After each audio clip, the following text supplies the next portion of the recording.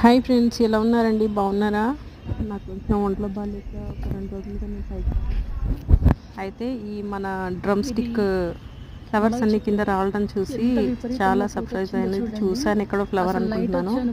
నేను సీడ్తో పెంచిన మొక్కకి చాలా మంచిగా పూత వచ్చింది, కానీ చెట్టు సడన్గా చనిపోయింది ఎందుకో. హాయ్ ఫ్రెండ్స్, ఎలా ఉన్నారండి? బాగున్నారా? నేను కూడా బాగున్నాను. కొంచెం అనీజీగా ఉండి పొద్దు నుంచి రాలేదండి. అయితే ఈ నైట్ టైంలో వచ్చాను. మీకు ఏం కనిపిస్తుందో లేదో కానీ నాకైతే డ్రమ్ స్టిక్ చాలా సర్ప్రైజ్ చేసిందండి. ఎండలు ఎక్కువ అవుతున్నాయి కదా, ఖచ్చితంగా నీళ్ళు ఇవ్వాల్సింది అని ఈ టైంకైనా వచ్చేసాను.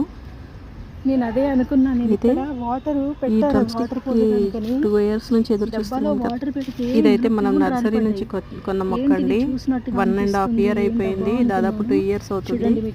ఈ మొక్కకి ఇప్పటికి ఈ ట్రీకి ఇప్పుడు పువ్వులు వచ్చాయండి. పైకి చూస్తే అన్ని అవే పువ్వులు అనమాట. చాలా సర్ప్రైజ్ అయ్యాను. అస్సలు మూడు బాగాలేకుండానండి, అనీజీగా చాలా మందికి తెలుసు అనుకోండి.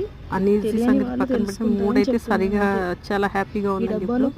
డబ్బాలో ఉన్న వాటర్ ని మొక్కకిద్దామని ఎదురు చూస్తుంటే ఇవి పూత పిండి అనేది లేవు కదా, ఇప్పుడు వచ్చాయి. కానీ కొన్ని పూలు కింద రాలిపోయాయండి.